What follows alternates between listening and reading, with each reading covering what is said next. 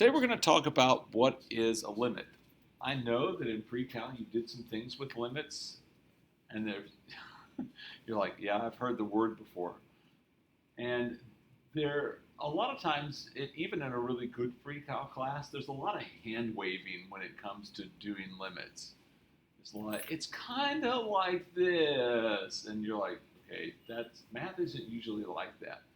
Well, there's a reason for that. Part of it is that the definition of a limit, which we will not do, is really complicated. It involves a lot of letters, and some of them are Greek letters, and you read it. And I can remember the first time I read it, and I read it like 3 times before I began to kind of understand what it was talking about.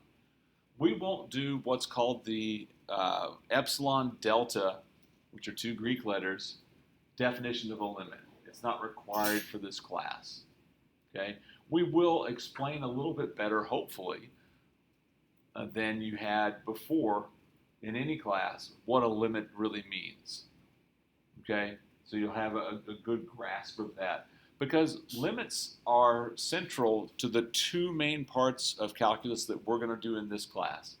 We're going to do derivatives, we're going to do integrals. Those are the 2 big ideas. There are only really 2 big ideas in this class. Now, is there a lot of stuff that goes on underneath all that? Oh gosh, yes. Okay? And as I think I told you guys yesterday, I lose track of who I've told what because I don't write down what I'm going to say. Calculus, if you have a weakness someplace in Algebra 2 or pre-cal, calculus will find it and it'll point it out to you, sometimes rather rudely. Okay? So just be prepared for that. If there's something where you're like, oh yeah, I'm not very good at that. We'll find it. We'll point it out to you. Oh, he's over at you now, huh?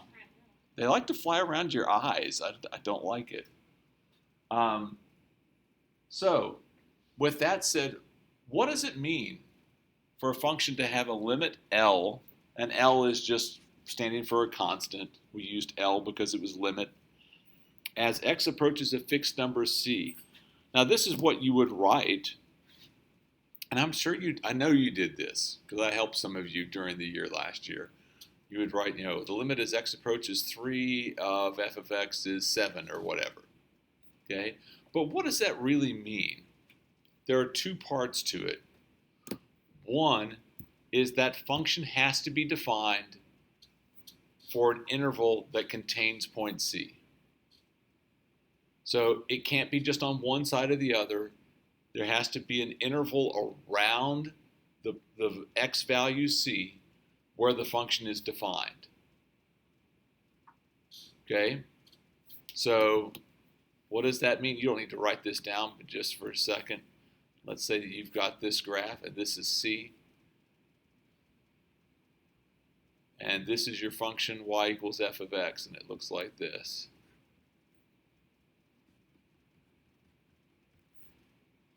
Is that function defined in the interval around c? No. Okay, so this can't have a limit as x approaches c. Okay, that's not going to work. You have to have some things around it. Except possibly at x equals c. What happens at c doesn't matter at all. What happens at x equals c doesn't matter at all.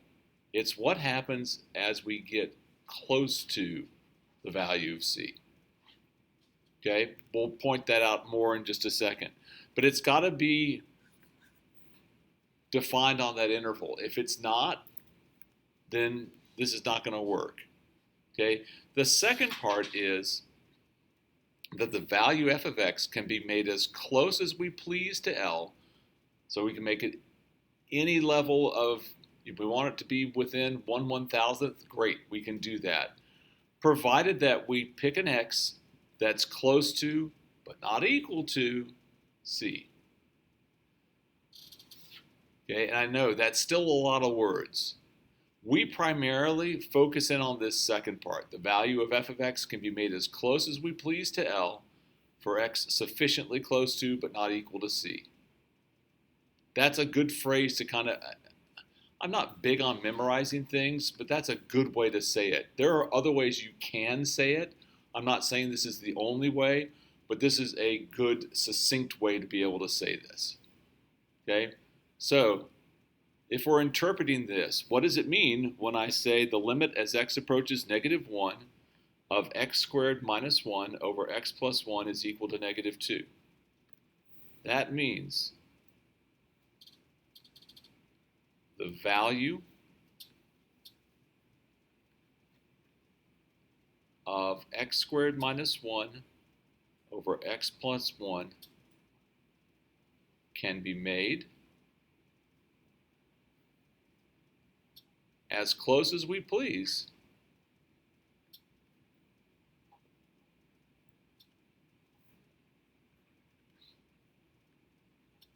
to negative 2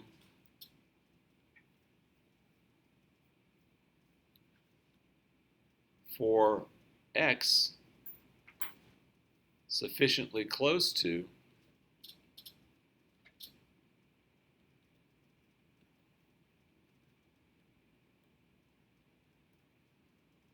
but not equal to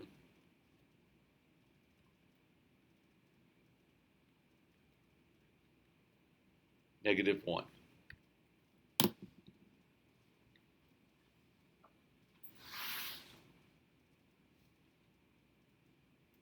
So we can make the value of the function as close as we want to negative 2, provided that we pick values close enough to x equals negative 1.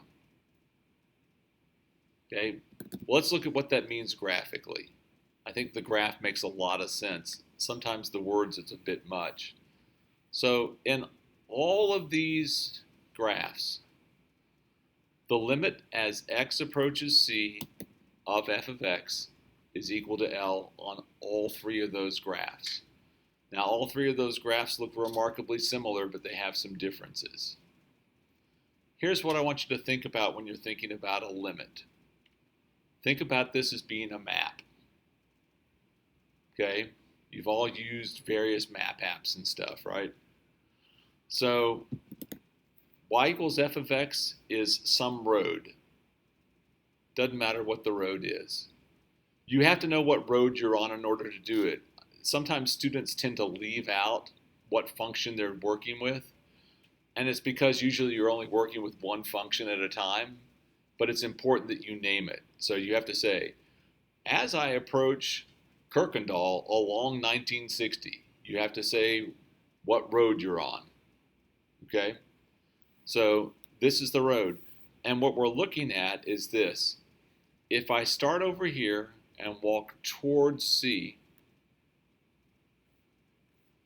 or I start over here and walk towards C on that same road, do these both go towards the same y value?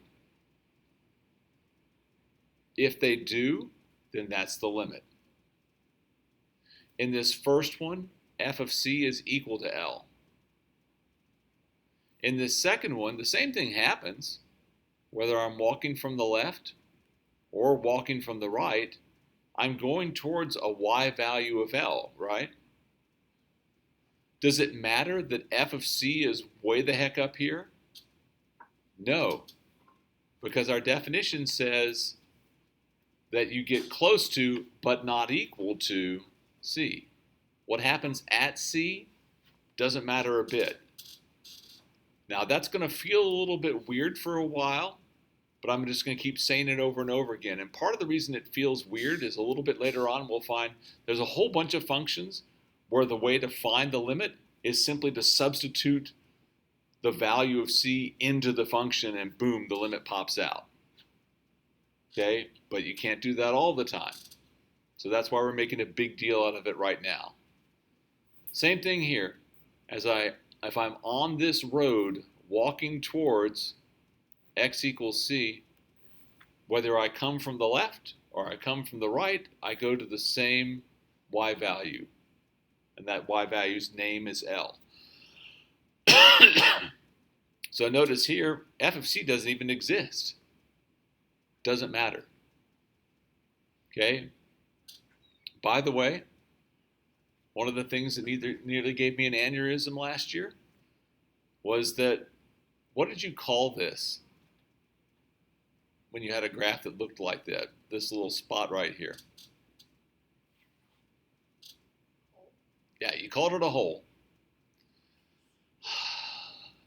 That's okay if you're a third grader.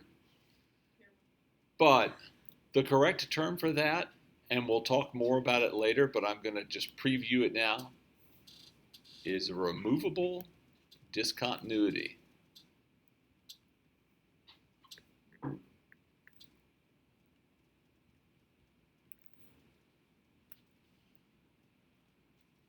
Don't worry if you fully understand what that means or not, and you're like, why is it called that? We'll get to it.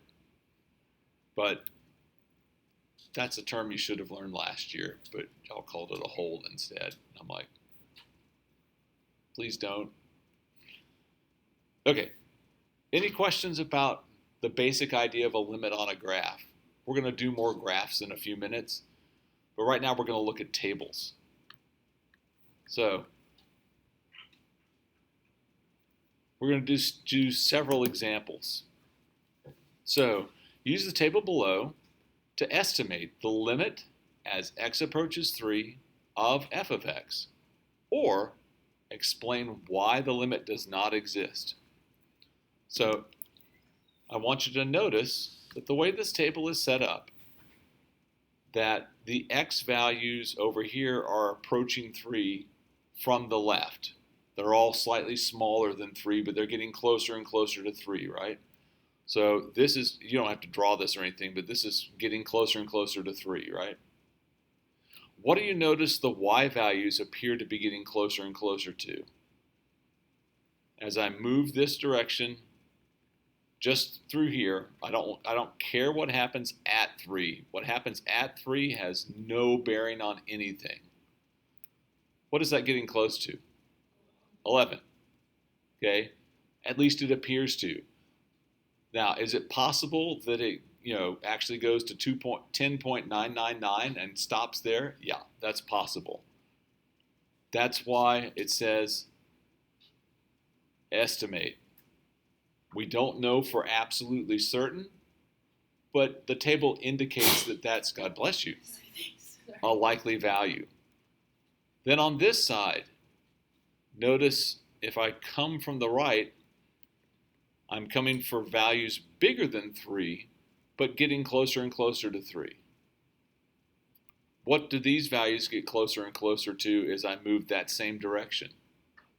11.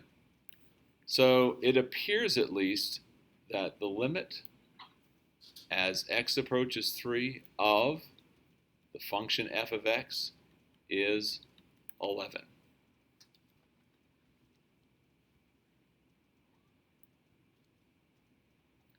Again, what happens at 3 doesn't matter at all. Okay, let's look at the next page.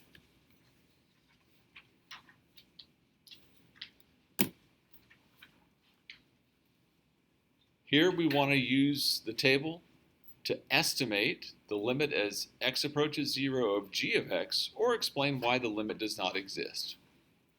So let's take a look. As we look at these values on the table, as we're getting close to 0, from this direction, notice those are getting closer and closer to 0, but they're all slightly less than 0. What's happening with g in that same spot? What is it getting closer and closer to? It's getting closer and closer to 0 also. When I'm over here on the right side, if I start at the right and move towards 0, what values do these kind of appear to be getting closer and closer to? Looks like they're getting closer and closer to 1. Do we know that for sure? No. Do the left and the right hand pieces of this road meet each other? No. So the limit doesn't exist because the left-hand side and the right-hand side don't agree with each other. So how are we going to explain this? Well, we'll write something like this. the limit as x approaches 0 from the left of g of x looks like it's 0, right? Everybody agree with that? I need feedback. I'm very insecure. Yes. Okay. I'm actually not very insecure, but that's another story. Is not equal to the limit as x approaches 0 from the right of g of x, which appears to be at least what? If it was an integer, at least 1. Looks like it's 1.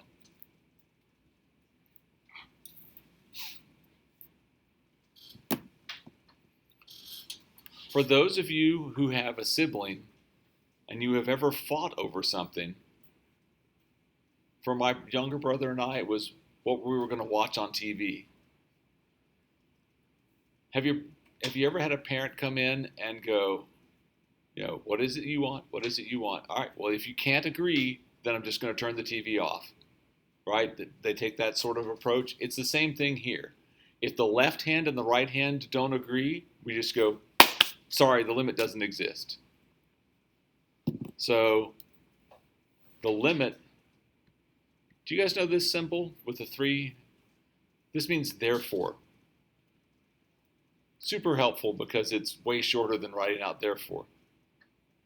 Therefore, the limit as x approaches 0 of g of x, and another abbreviation. Do you ever use this? D and E for does not exist? Okay.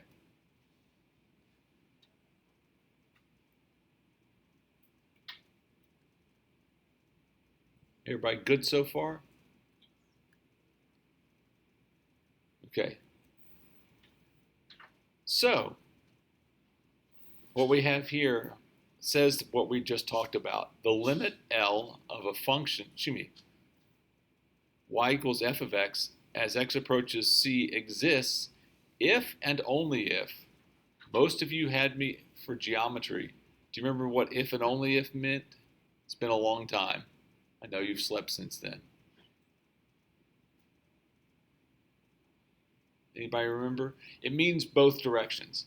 It means it has to work one direction and the other direction. Okay?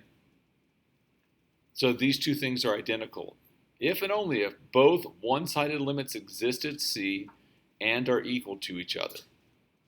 In other words, symbolically, the limit as x approaches C of f of x is equal to L if and only if the limit as x approaches C from the left of f of x is equal to the limit as x approaches C from the right of f of x is equal to L. So if we know this is true, we know both of these are true. If we know both of these are true, we know this is true. It works in both directions. Okay? All right.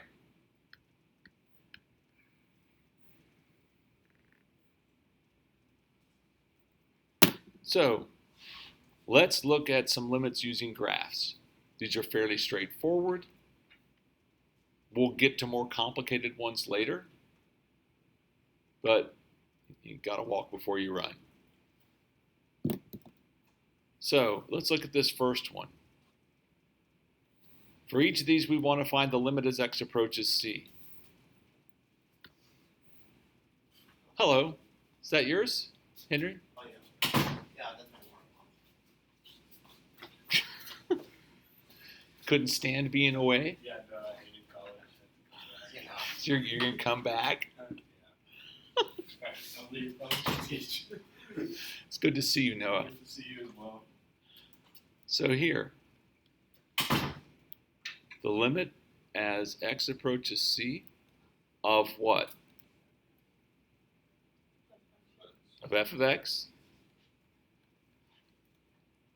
Got to identify what road you're on. Does it exist? And if so, what is it equal to? It exists and it's equal to 2. Whether we're coming from the left or we're coming from the right, both branches of that road as we approach x is equal to c, approach a y value of 2. All right, let's look at this one. We've got the limit as x approaches c of g of x.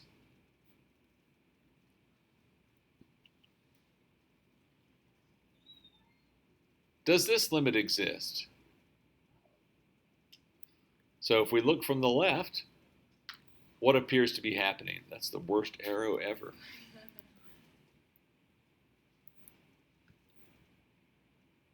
What function value does this branch seem to appear or approach? Seems to approach 3. What about this branch? Looks like it approaches 5. They're not the same. So this limit does not exist.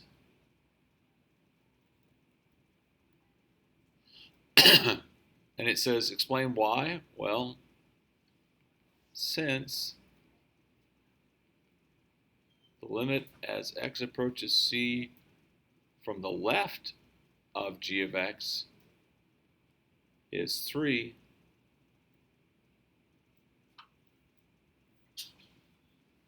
and the limit as x approaches c from the right of g of x is equal to 5, and 3 is not equal to 5.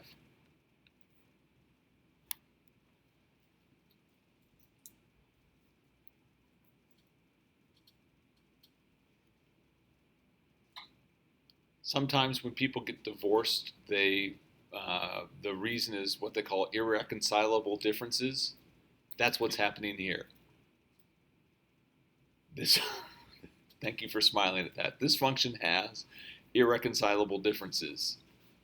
This one insists that it's going to 3. This one insists it's going to 5, so they go their separate ways. Okay? All right. And what about this last one? The limit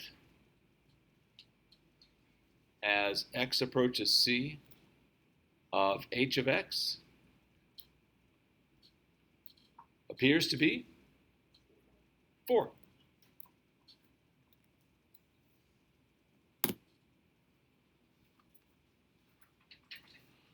We're going to talk more about what this is as opposed to this. Do you see how these two graphs are kind of different? This one has a removable discontinuity. This one does not. Okay? This one, again, this is previewing something that we'll do soon. This is continuous.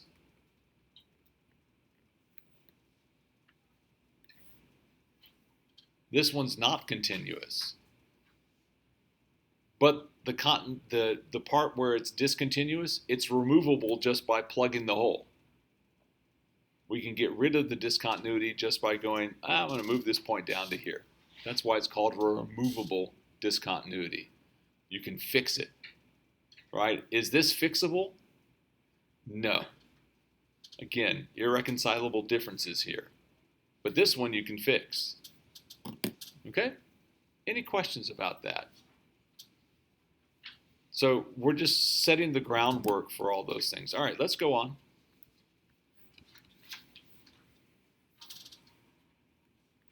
So here we say, use a graph to find the limit as x approaches 0 of f of x for f of x, which is defined as x if x is less than 0, 0.5 if x is equal to 0, and 1 if x is greater than 0. Okay, did you guys do much with now the word is escaping me. What kind of a function is that called? Piecewise. Did you do piecewise functions last year? A little bit? I'm sorry? I don't know. What I just didn't hear what you said. No, nothing. Yes, we did. You did some of them? You're like, they haunt your dreams, or? Okay. All right, let's draw a quick graph for this. We're just going to sketch something. And let's see, we want x less than 0 and x greater than 0. So, okay, I need Probably all four quadrants here.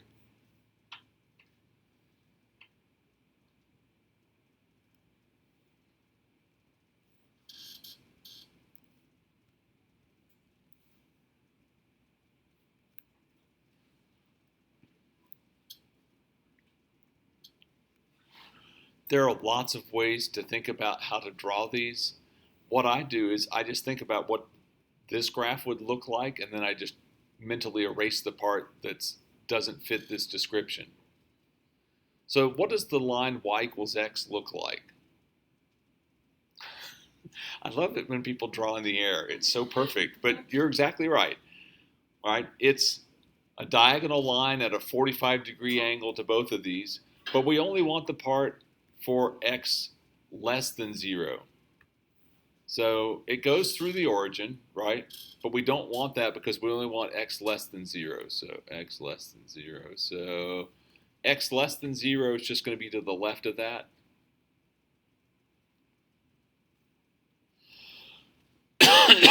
That's good enough for our purposes.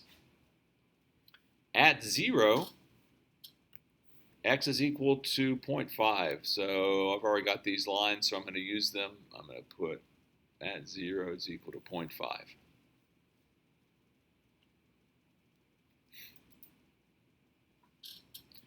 And then, what does y equals 1 look like? Try again? Horizontal line. It's okay.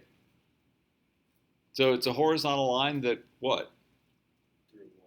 Goes through 1, but we only want the part to the right of x equals 0. So I want this. It's going to look like that.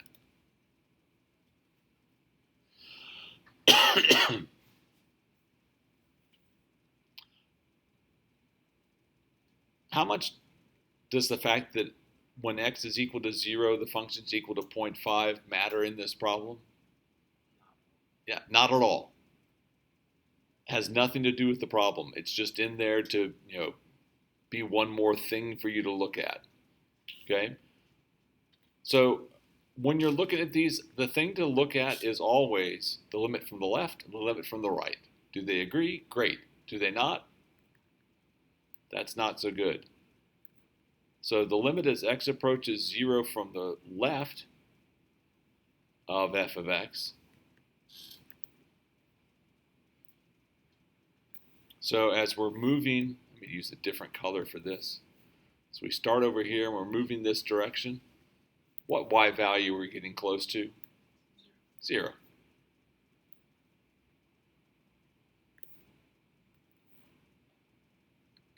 And then the limit as x approaches 0 from the right of f of x. So if we're coming over here from the right side,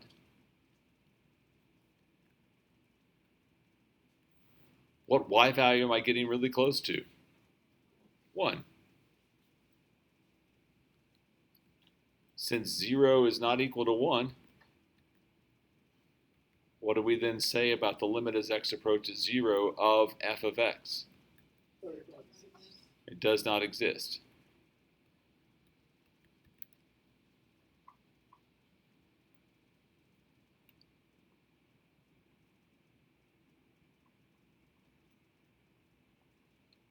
Any questions about that? Okay. Last one. We're going to create a table to find the limit as x approaches 0 of sine of x over x, or explain why the limit doesn't exist. Like, okay. Probably going to need a calculator for this. If you've got your calculator with you, go ahead and grab that. How many of you are taking AP Physics this year? Nobody's taking AP Physics? Interesting. Okay, well, we won't have a problem with that then. In physics, they almost always use degrees. In calculus, we always use radians. We will never use degrees.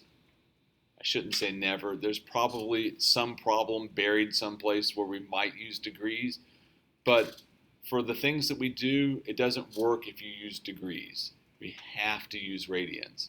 So make sure you're in radian mode before you do anything else.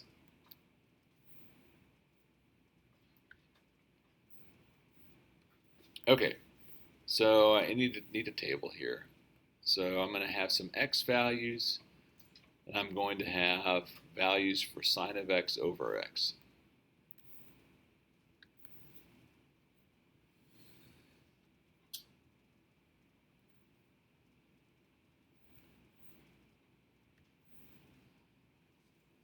And I want to be moving towards 0 from both sides.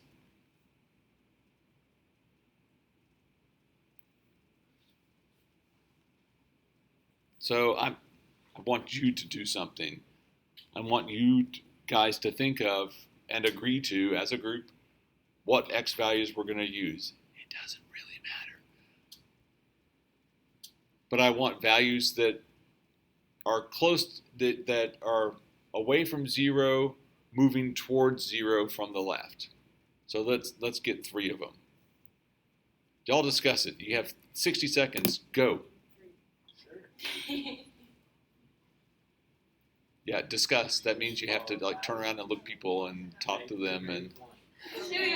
Cool.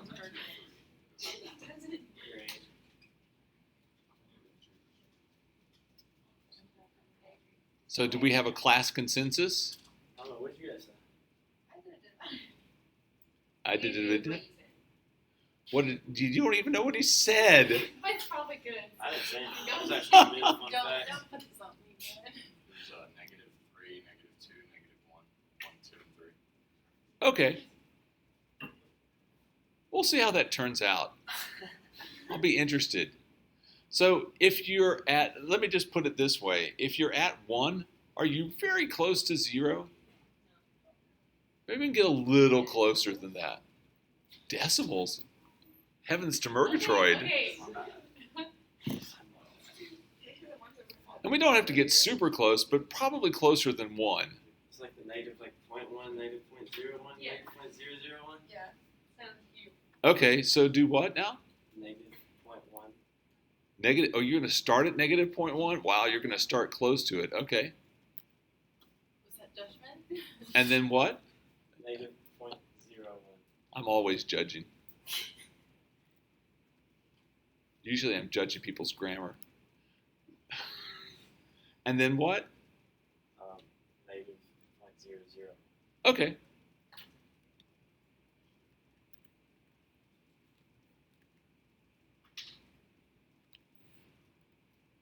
Let's not just do the positives on the other side just to be different. I like to be different.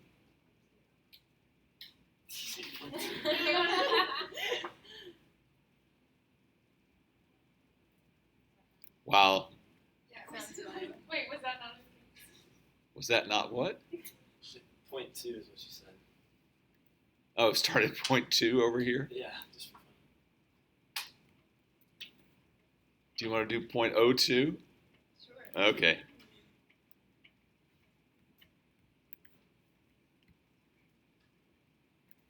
Books almost always have it to where it's even, and I'm like, you're so boring.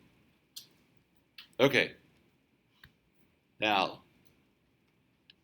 we're going to talk a lot this year about being smart about how you use your calculator. So, I've got the other way around. Let's fix that. Sine of x divided by x.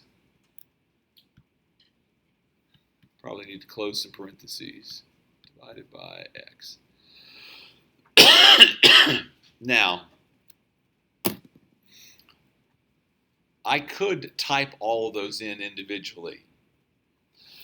I apologize. I cannot quite get rid of this cough. But that would be a lot of typing, right? So we're gonna talk frequently about using your calculator in a smart way. So I went ahead and put it into this, and there are two things I could do. I could go ahead and graph it and use trace, and type these in, or I can actually use the table. I'm going to show you the table because I don't think you've ever done that before. Right here above Windows, see where it says Table Set? I'm going to do second window, go up to the table set, and I'm going to change the independent to ask instead of auto. If you do auto, it automatically fills in a bunch of X values for you. I want it to ask me, or I want to ask it. Okay? So now when I come over here to the table, second table, I'm going to clear these out. You won't have any of these in there. Hang on a second. Delete, delete, delete, delete, delete, delete, delete, delete. All right. So we said we're going to start at negative 0.1 and then negative 0.01, negative 0.001, and then 0 and 0.002, 0.02, and 0.2. And it is giving me those values. I will also point out to you, if you've ever used the table before, it rounds off the answer here so it fits on there nicely. That's the actual answer. A lot more decimal places than it's showing you, right? And there are more decimal places than that.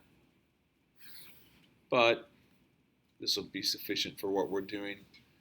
So this is 0.99833.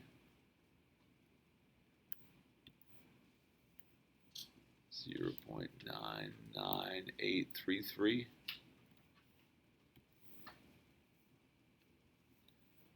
And this one is 0.49 and an 8.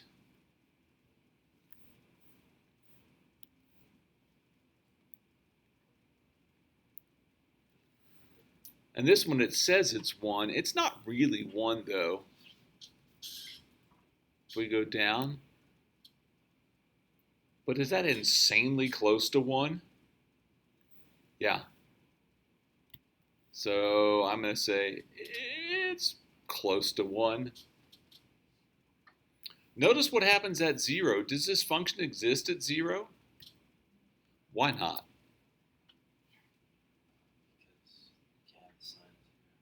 I'm sorry?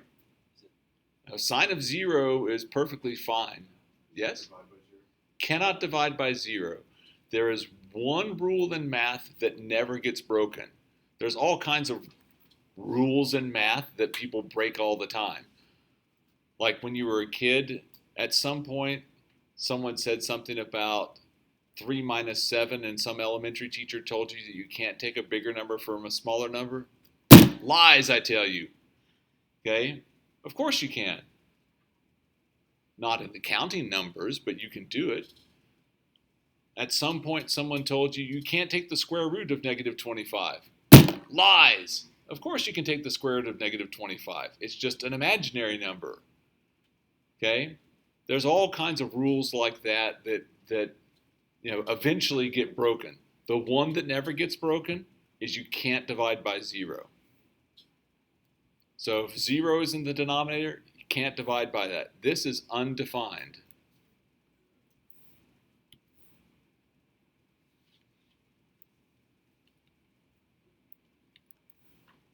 It does not exist. Does that matter? No, what happens at 0 doesn't matter to the limit. Okay, the value, the function doesn't exist, but the limit still might. All right, so let's look at this. Well, that's really super close to 1 again.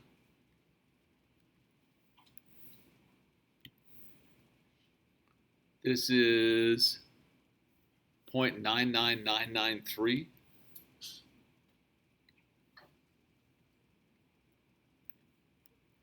And this last one is 0.99335.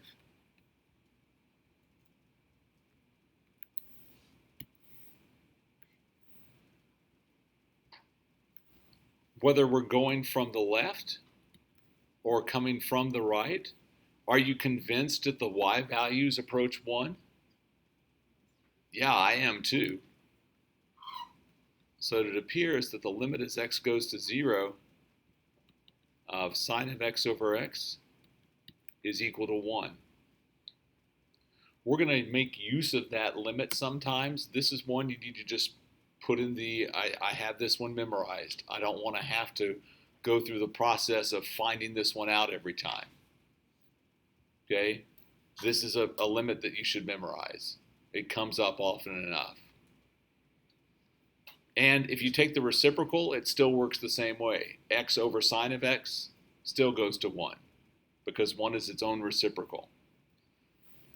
How can we further corroborate this answer? Well, let's look at the graph. I'm going to do a zoom. I'll do a zoom standard. Let's do a zoom trig. Do you guys ever use these? They're really helpful, especially zoom trig when you're trying to graph trig functions, because it divides it up into fractions of pi. You know, all those ones we had to do pi over 6, pi over 3, pi over 4, all that stuff, it divides it up that way. Anyway.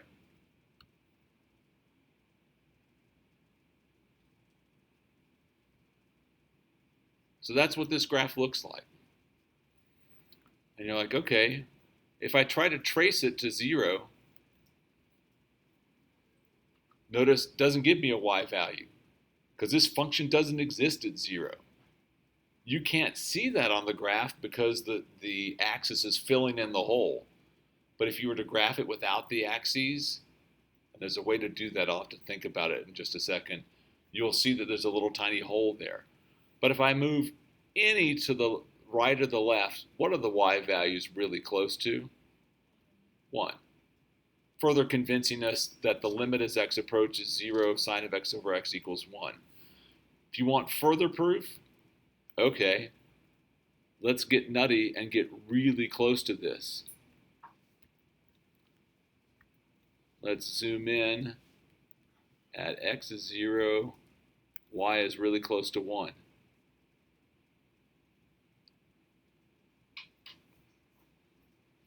Even further convinced? We could continue to zoom in.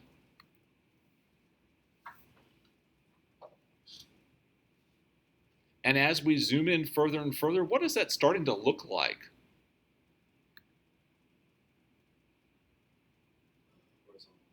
Starting to look like a horizontal line, isn't it?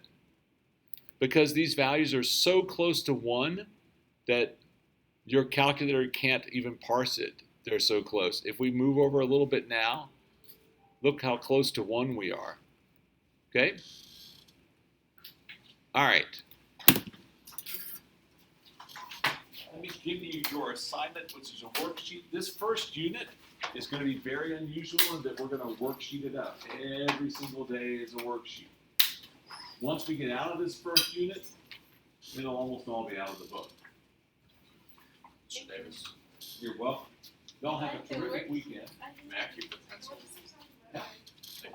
I found it. So, Also, I need help. hang on just a second. Let me stop the recording. Yeah.